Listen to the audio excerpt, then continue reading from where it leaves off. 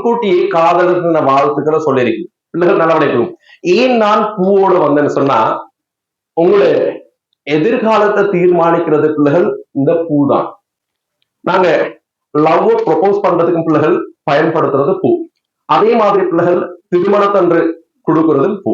Love success ஆகணும்னா பிள்ளைகள் கட்டாயம் நாங்க என்ன செய்யணும்? லவ் பண்ணணும். யார பிள்ளைகள்? அதான் தெரிசி நல்லா வைக்கணுங்க. எங்களை நாங்களே விரும்பணும் பிள்ளைகள். நாங்க எவ்வளவு கஷ்டப்பட்டு லவ் பண்ற இடத்துக்காக பிள்ளைகள் லைஃப்ல நாங்க நல்லா இருக்கணும்.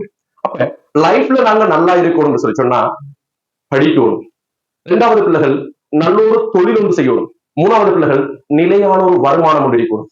இது மூணும் இல்லாம பிள்ளைகள் எங்களோட லவ் சக்சஸ் ஆகிறதும் இல்லை, லைஃப் சக்சஸ் ஆகிறதும் இல்லை. அப்ப இந்த சந்தர்ப்பத்துல பிள்ளைகள் நாங்க இந்த படிக்கிற பிள்ளைகளுக்கு ஒரு காதல் வருதுன்னா பிள்ளைகள் அது காதல் அல்ல, டீனேஜ்ல வர ஒரு கவர்ச்சி. சும்மா யோசிப்போம் பிள்ளைகள், தச்சையில இந்த வயசுல நீங்க படிப்பை விட்டு போட்டு லவ்வுக்கு பின்னால நீங்க சீரழிதுமீங்க. தற்செயலாக உங்களுக்கு அந்த லவ் சக்சஸ் ஆகிட்டீங்க பிள்ளைகள். நீங்க அடுத்த ஸ்டெப்ஸ் கல்யாணம் முடிப்பீங்க. கல்யாணம் முடிச்ச பிள்ளைகள் ஒரு குறிப்பிட்ட காலத்துக்கு பிறகு உங்களுக்கு இன்னொரு பிள்ளை ஒன்று பிறகு நீங்களே இன்னொருத்தர தயவுலதான் பிள்ளைகள் வாழ்றீங்க. அப்ப உங்களுக்கே வாழ்றதுக்கு வழி இல்லை. அப்ப உங்களை நம்பி வந்த ஒரு கேர்ளோ அல்லது போயோ அல்லது அதோட பிள்ளைகள் பிள்ளை எல்லாரும் சேர்ந்து பிள்ளைகள் நாங்க என்ன செய்ய போறோம்? நடுத்தருவுக்கு வரப்போறோம். பிள்ளைகள் படிக்கிற காலம் நீங்க என்ன செய்றீங்க? லவ் பண்றீங்க. லவ் பண்ற காலம் என்ன செய்றீங்க? கல்யாணம் முடிக்கிறீங்க. கல்யாணம் முடிக்க வேண்டிய காலம் என்ன செய்றீங்க? டிவோர்ஸ் பண்றீங்க. இதன் பிள்ளைகள் ஸ்ரீலங்கால இப்ப நடக்கிற சிச்சுவேஷன். அப்ப அதை கொஞ்சம் நீங்க விளங்கணும் பிள்ளைகள். நீங்க உங்களை கண்ட்ரோல் பண்ணணும், உங்களை நீங்க கட்டுப்படுத்தணும், நீங்க உங்களை விரும்பணும். நான் யாரு, என்ன நான் பிள்ளைகள், என்ன நான் பிள்ளைகள் ஒரு சொந்த கால நிக்கிற அளவுக்கு உயரத்தோணும் பிள்ளைகள். அதான் நான் உங்கள்கிட்ட சொன்னேன், நீங்க லவ் பண்ணணும், நீங்க விரும்பணும். முதலாவது உங்களை படிக்கிற காலம் 7 மாணவர் படிக்கணும். நல்ல அழகான தலைப்புகள் பொருத்தமான ஒரு ஜொப் ஒன்று எடுக்கணும். கை நிறைய சம்பளம் கிடைக்கிற மாதிரி எங்களோட தொழில் அமைக்கணும் பிள்ளைகள். இது சக்சஸ் சொன்ன பிள்ளைகள் எங்களை எல்லாமே தேடி வரும். நாங்க எதையும் தேடி போக தேவையில்லை.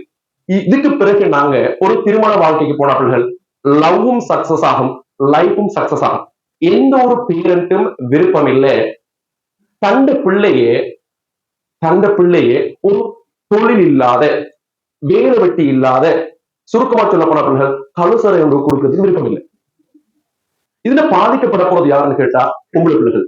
ஏன்னா தொழில் இல்லாத, ஒரு நிலையான வருமானம் இல்லாத ஒருத்தனை திருமணம் முடிச்ச பிள்ளைகள் கடைசியில அந்த வாழ்க்கை பிள்ளைகள் கேள்விக்குறியாகும். அப்ப நீங்க செய்யற அந்த சின்ன தவறால உங்களோட லைஃபே ஸ்பாயில் ஆகுது. அதே மாதிரி பாய்ஸ் உங்களுக்கு நல்லா விளங்கி கொள்ளுங்க. ஸ்ரீலங்காவை பொறுத்தவரையில பிள்ளைகள் ஆண்களை விட பெண்கள் எண்ணிக்கை கூட. கட்டாயம் உங்களுக்கு இன்னொரு அமைக்கப்பட்டிருக்கு. கட்டாயம் உங்களுக்கு அது கிடைக்கும். அது யாரையும் தடுக்க இயலாது. ஆனா நீங்க விளங்கோட பிள்ளைகள், நாங்க வாழ போறது ஒரு குறிப்பிட்ட காலம், ஒரு 60-65 வருஷம்.